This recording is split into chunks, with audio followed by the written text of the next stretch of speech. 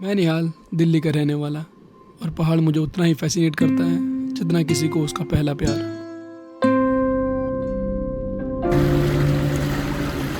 कुछ जगह ऐसी होती हैं जिन्हें आप कितनी बार भी घूम लो हर बार कुछ नया देखने को मिलता है, और वो कुछ जगह हैं ऋषिकेश और बनारस। यहाँ आके आप वापस तो चले जाओगे पर ये जगह आपके अंदर से कभी नहीं जाएगी। उत्तराखंड के देहरादून डिस्ट्रिक्ट में हिमालय की गोद में बसा एक शहर, ये हिमालय का एक गेटवे है जहाँ माँ गंगा पहाड़ों की ऊंचाइयों को छोड़कर पहली बार मैदानों की तरफ एक नया सफ़र शुरू करती है। इस शहर को कहते हैं ऋषिकेश।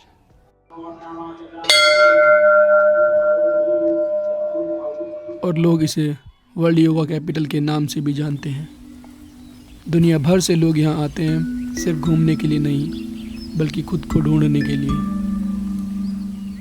ऋषिकेश शब्द संस्कृत से मिलकर बना है। इसका मतलब होता है लॉर्ड ऑफ द सेंसेस, जो भगवान विष्णु का एक रूप माना जाता है। एक पुरानी कथा के मुताबिक यहाँ ऋषियों ने तपस्या की थी, भगवान विष्णु ने उन्हें दर्शन दिए, तब से इस जगह का नाम ऋषिकेश पड़ा।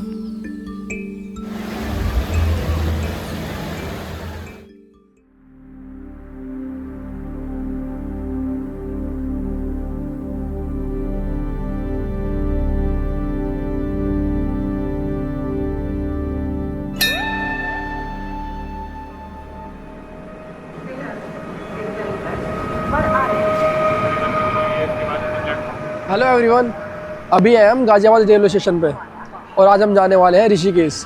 ये जर्नी बहुत ही प्यारी होने वाली है तो एंड तक ज़रूर देखना। तो हमारी ट्रेन है 11:18 की, अभी हम वेट कर रहे हैं अपनी ट्रेन का।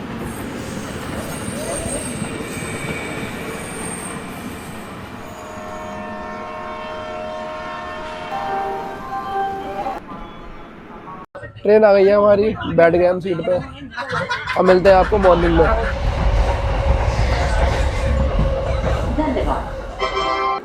तो अभी हम पहुंच गए हरिद्वार और ये हमें जस्ट 1 मिनट पहले पता लगा है। 1 मिनट पहले हमारी आंखें खुली और हमने देखा कि हम हरिद्वार स्टेशन पर पहुंचे हुए हैं।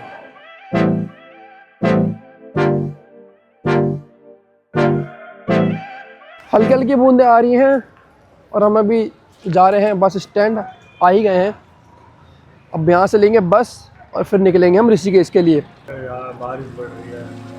शुरू में हल्की बारिश थी पर अचानक मौसम बदल गया। बारिश इतनी तेज हो गई कि हमें यहाँ लगभग 30 मिनट रुकना पड़ा। कभी कभी ट्रैवल प्लान नहीं, वक्त डिसाइड करता है कि तुम्हें कितना रुकना है या चलना है।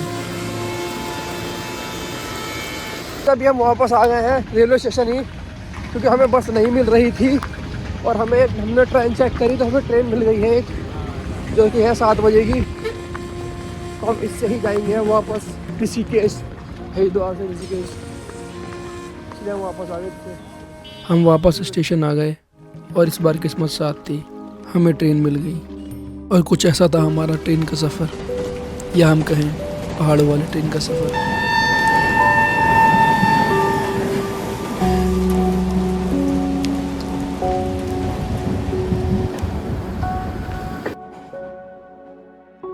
सो गाइस, फाइनली हम पहुंच गए हैं ऋषिकेश।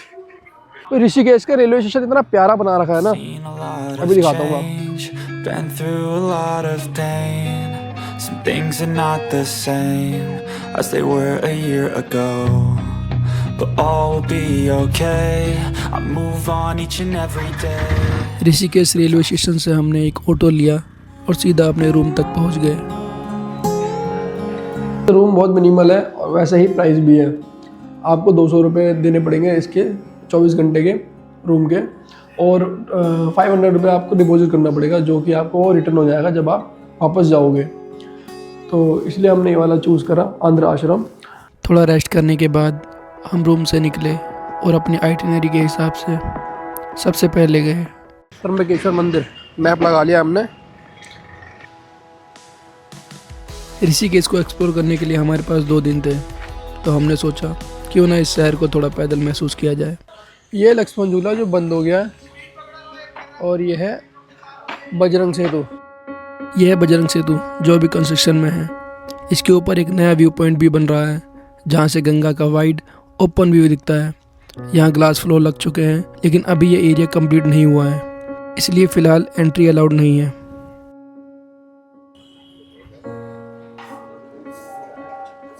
हरे हरे महादेव।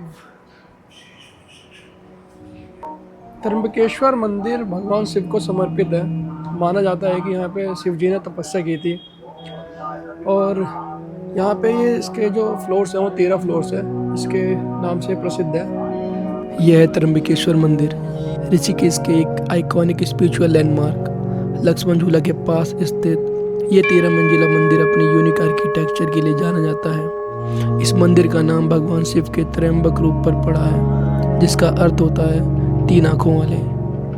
हर फ्लोर पर अलग अलग देवी देवताओं की मूर्तियाँ स्थापित है और ऊपर तक पहुँचते पहुँचते ऋषिकेश का पूरा पैनोरामिक व्यू मिलता है।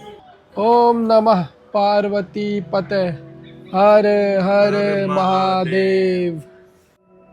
यहाँ से गंगा का शांत प्रभाव, पहाड़ों की हरियाली और शहर की स्पिरिचुअल वाइब एक साथ महसूस होती है। ये सिर्फ एक मंदिर नहीं, बल्कि ऋषिकेश की पहचान का एक हिस्सा है, जहाँ आस्था भी है, आर्किटेक्चर भी, और ऊपर से मिलने वाला व्यू तो नेक्स्ट लेवल है। गाइस, जो आप ये देख रहे हो ना नीचे, जो है ये पहले लक्ष्मण झूला था, अभी भी लक्ष्मण झूला ही है, लेकिन अभी ये बंद कर दिया गया है। और इसके साइड में ही आप जो देख रहे हो ये है बजरंग सेतु। बहुत ही पीसफुल और प्यारा था ये त्र्यंबकेश्वर टेम्पल। आप भी आओ, बहुत अच्छा लगेगा। और यहाँ से जो आप व्यू देखोगे वो बहुत ही सुंदर है, बहुत ही ज़्यादा सुंदर है। सही है गाइस, गंगा बीच कैफ़े। मंदिर से निकलकर हम बजरंग सेतु के नीचे गंगा बीच कैफ़े के पास आ गए। यहाँ का व्यू सच में बहुत ही खूबसूरत था। हम काफ़ी देर तक वहीं बैठकर गंगा को बहता हुआ देखते रहे। उसका शांत सा फ्लो, उसकी आवाज़, सब कुछ अलग ही सुकून दे रहा था। बीच बीच में राफ्टिंग करते हुए लोग दिख रहे थे। उनकी एनर्जी और गंगा का फ्लो दोनों एक साथ देखना एक अलग ही एक्सपीरियंस था। बोलो हर हर महादेव।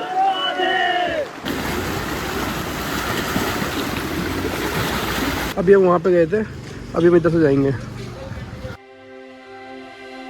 तो गाइस, ये है लोकेशन वो जिसकी हम बात कर रहे थे, तपोवन सार्वजनिक घाट। तपोवन सार्वजनिक घाट पर सिर्फ गंगा का फ्लो ही नहीं, यहाँ आस्था भी हर तरफ महसूस होती है। किनारे पर विराजमान माँ गंगा की मूर्ति और साथ ही भगवान शिव का शांत रूप, पानी के बीच बैठकर जैसे सब कुछ देख रहे हो। थोड़ा आगे भगवान विष्णु और माँ लक्ष्मी की प्रतिमा भी दिखती है, जो इस जगह को और भी पवित्र बना देती हैं। इन मूर्तियों के बीच पीछे पहाड़ों का बैकड्रॉप और सामने बैठी हुई गंगा। ये व्यू सिर्फ देखा नहीं जाता, महसूस किया जाता है।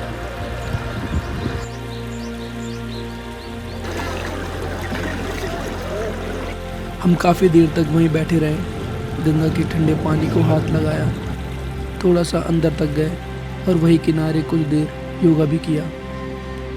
सच कहूँ तो ये सिर्फ एक घाट नहीं था, ये एक फीलिंग थी। काफ़ी टाइम हमने यहाँ पे स्पेंड किया, बहुत अच्छा लगा, मज़ा आया यहाँ पे।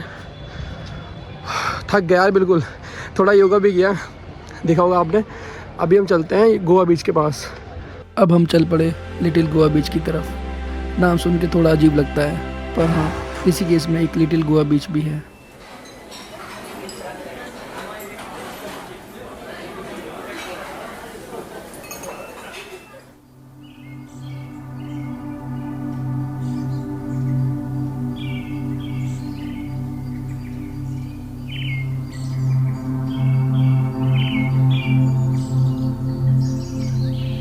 रास्ते में इतने प्यारे व्यूज़ देखने को मिले, तब समझ आया क्यों कहते हैं पैदल घूमना चाहिए। जो गूगल पे गोवा बीच दिखाता है वो लोकेशन जो है ना वो यहाँ की है, और जो लिटिल गोवा बीच है वो उधर है। अभी जब मैं इधर से जाऊँगा तब दिखाऊँगा आपको। ये वाली लोकेशन है, वहाँ पे तो ये अलाउड भी नहीं कर रहे हैं, पुलिस वाले मना कर रहे हैं। और यहाँ पे इन्होंने यहाँ पे कुछ लिखा हुआ भी है कि यहाँ पे मना है, पर उधर है वो जो लिटिल गोवा बीच है ना, वो उधर है, यहाँ पर अलाउड है, यहाँ जा सकते हैं। और एक इधर है, पर अभी हम थक चुके हैं तो हम उधर जाएंगे नहीं। ये राफ्टिंग हो रही है यहाँ पे। अब हम चलते हैं वापस। वहाँ से वापस आए और अगला स्टेप था स्कूटी रेंट, क्योंकि सुबह हमें जाना था सनराइज़ देखने। और अभी हम जा रहे हैं आरती देखने के लिए परमार्थ निकेतन। तो बस मिलते हैं आपको वहीं पहुंचकर।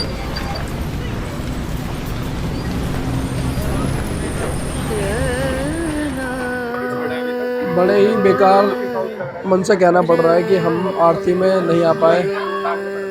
आरती ख़त्म हो चुकी है, थोड़ा लेट हो गए और इसी वजह से आरती नहीं देख पाए। थोड़ा बुरा तो लगा, पर सफ़र में हर चीज़ परफेक्ट नहीं होती। अब जो था उसे एक्सेप्ट करके हम आगे बढ़े और चल दिए राम झूला की तरफ।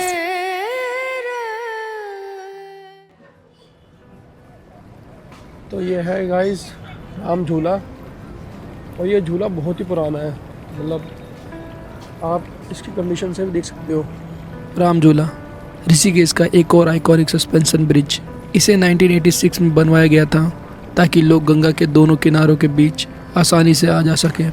ये सिर्फ एक ब्रिज नहीं बल्कि ऋषिकेश की डेली लाइफ का हिस्सा है, और शायद इसीलिए इसे झूला कहा जाता है। अभी मैं चल रहा हूँ ना इस पे, ये हिल रहा है क्योंकि जब हम इस पे चलते हैं तो ये हल्का सा हिलता भी है। नीचे बहती हुई गंगा, आसपास मंदिरों की आवाज़ और बीच में ये झूला सच में एक अलग ही फीलिंग देता है। और डर भी लगेगा, डर ऐसे लगेगा ना बस पूछो मत। यहाँ पर लाइट ठीक है, पीछे लाइट ख़राब हो रही थी, अब यहाँ पर लाइट ठीक है फ़िलहाल के लिए। भाई अब दिख रहा होगा तुम्हें कितनी पुरानी है, रोड देख रहे हो। बाकी यार यहाँ पे ना मज़ा आ रहा है।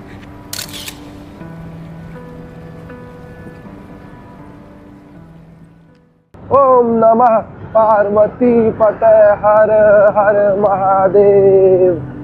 गुड मॉर्निंग हो गई है सही भाइयों, गुड मॉर्निंग। अभी हम निकल गए हैं कुंजापुरी टेम्पल सनराइज देखने के लिए।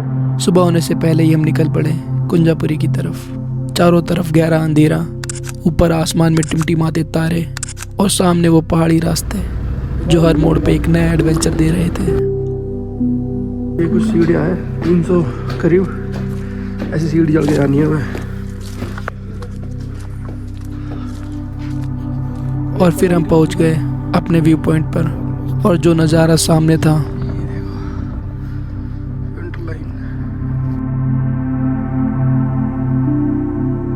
ध्यान से देख रहे हो, जो नीचे है वो तो शहर है, और जो ऊपर है ये टॉप पे बादल है।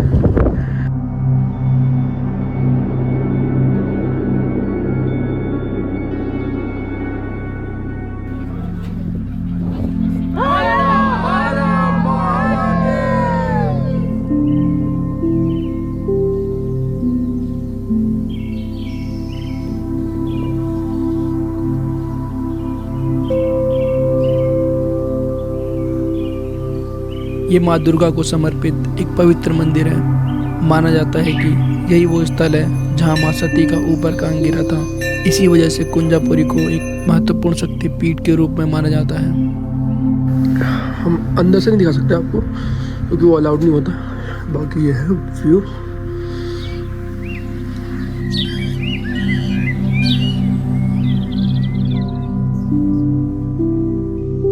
ऋषिकेश से सिर्फ 25 से 30 किलोमीटर ऊपर लगभग 1600 मीटर की हाइट पर बसा है कुंजापुरी टेम्पल। एक ऐसी जगह जहां स्पिरिचुअलिटी और सनराइज दोनों एक साथ मिलते हैं।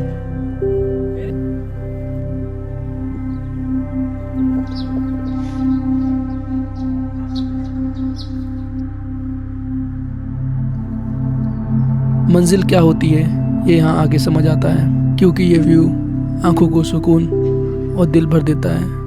लगता है जैसे कोई सपना हो।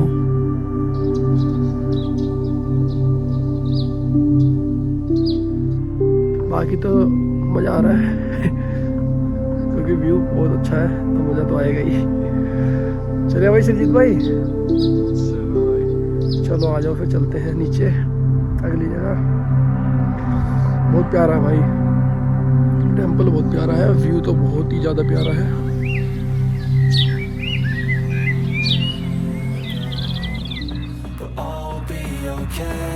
I move on each and every day. The past is where it stays. Way back a year ago.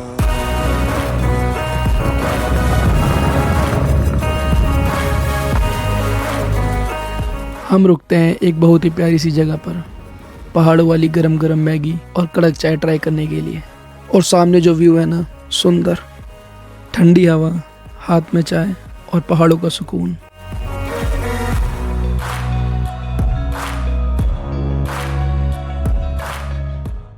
Scooty सीख रहा है, स्कूटी वही पहाड़ों में सीख रहा है, सीधा नीचे जाएगा यहाँ पे। Step 3. Grow hard about what you want to be. Step 4. Fuck everybody, just do your thing. Wake up, today's gonna be a good day. Wake up, today's gonna be a good day. Wake up. इस location पर थे वहाँ पर, और वहाँ पर खड़े होकर हम देख रहे हैं कि रास्ता कहीं किधर से है इधर पे, क्योंकि यहाँ से तो नीचे ऐसे आने का तो था रास्ता, बट बाइक से नहीं था, स्कूटी से नहीं था। तो हमने पूछा वहाँ पे भैया से, वो ऐसे घूम के ऐसे घूम के ऐसे घूम के चारों तरफ से फिर इधर से आए कच्चे रास्ते से, मतलब नीचे था बहुत ज़्यादा, ऑफ रोडिंग थी। अब यहाँ से जाएंगे हम ऐसे, और वहाँ पे है टेम्पल।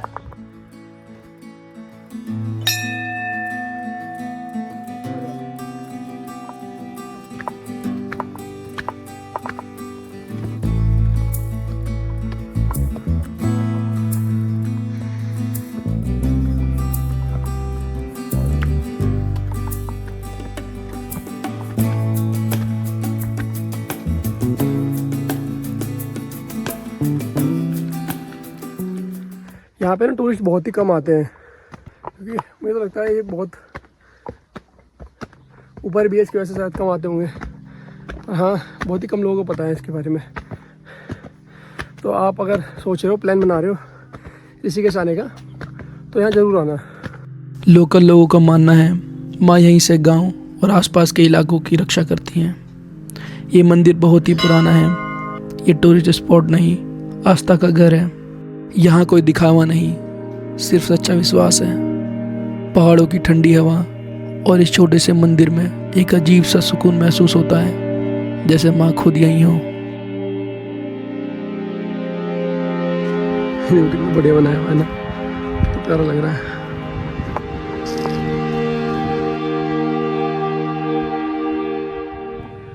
तो जो ये मंदिर है, माता पार्वती ने ना बाल व्यवस्था में शिव जी को वर के रूप में पाने के लिए यहाँ पे ना तपस्या की थी, भक्तों को पिंडी रूप में दर्शन दिए, और यहाँ पे बालकुमारी माता जो है ब्रह्मचारिणी के रूप में विराजमान है, जो भी आसपास के गाँव हैं उनकी रक्षा करती हैं। और ये बहुत ही सिंपल है, ज़्यादा कुछ वैसा नहीं है जैसे बहुत ज़्यादा प्रसिद्ध, लेकिन हाँ इनकी मान्यता बहुत ज़्यादा है। मनोकामना पूरी हो जाती है, अगर आप यहाँ पर कुछ मांगते हो तो वो पूरा हो जाता है।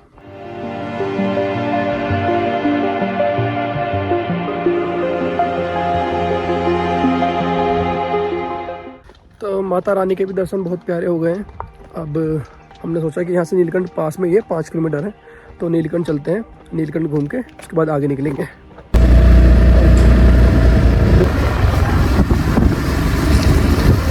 और अभी जा रहे हैं हम नीलकंठ की तरफ। नीलकंठ आ गए हैं, यहाँ पे मार्केट है ये।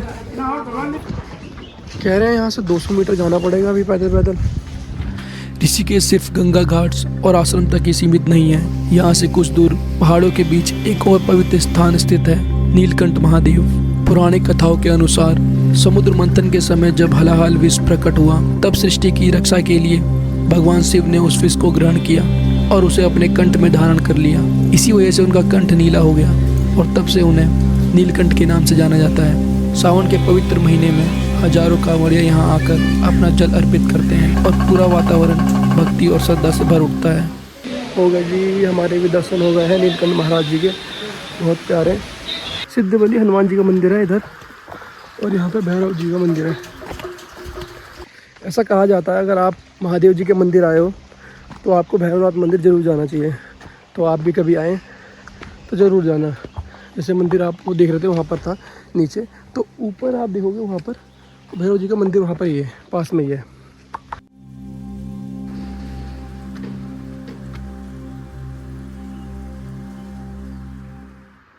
जब आप बालकुमारी मंदिर आते हो ना तो नीलकंठ जरूर जाना, और अगर आप जब नीलकंठ आते हो तो बालकुमारी मंदिर जरूर आना। मतलब आसपास ही है, आप दोनों जगह घूम लोगे, पार्वती जी मंदिर भी घूम लोगे और भोलेनाथ मंदिर भी घूम लोगे नीलकंठ महाराज जी का। नीलकंठ से वापस ऋषिकेश की तरफ आते वक्त रास्ते में एक छोटा सा वाटरफॉल देखने को मिलता है। नाम शायद किसी को ना पता हो, लेकिन उसकी खूबसूरती किसी से कम नहीं। पहाड़ों से गिरता ठंडा पानी और आसपास की हरियाली सफ़र को और भी यादगार बना देती हैं। तो दोस्तों थोड़ा सा इशू हो गया, जो हमारी स्कूटी थी ना, इसका जो साइलेंसर था वो पहले से उन्होंने बेल्ट करवा रखा था।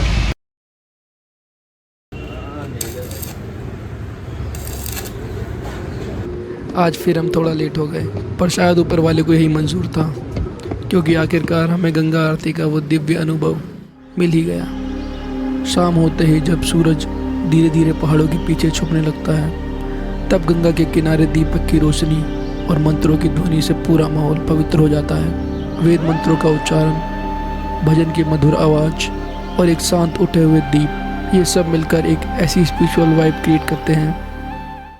जीवन गंगा तेरा पानी अमृत। यहाँ की आरती सिर्फ एक रिचुअल नहीं, बल्कि प्रकृति और परमात्मा के प्रति कीर्ति गाथा का प्रतीक है। गंगा जी के बीच जलते हुए दीपक, हाथों में आरती की ज्योत और चारों तरफ हर हर गंगे की गूंज, ये पल सच में दिल को शांत कर देते हैं। और इस तरह गंगा आरती के साथ हमारी 2 दिन की ये जर्नी यहीं ख़त्म होती है। 2 दिन भीड़ से दूर, कभी गंगा के किनारे सुकून, कभी मंदिरों की शांति, और कभी रास्ते में मिले कुछ अनजान लोग जो पल भर में अपने से लगने लगे। कुछ रैंडम बातें, कुछ हंसी मजाक और कुछ फ़ोटोज़ और बहुत सारी यादें। ये सफ़र सिर्फ जगहों का नहीं था, ये सफ़र था शांति और पॉजिटिविटी का। ये थी हमारी छोटी सी कोशिश इस खूबसूरत सफ़र को आप तक पहुंचाने की। मिलते हैं नेक्स्ट जर्नी में, तब तक spread love, spread positivity and keep smiling.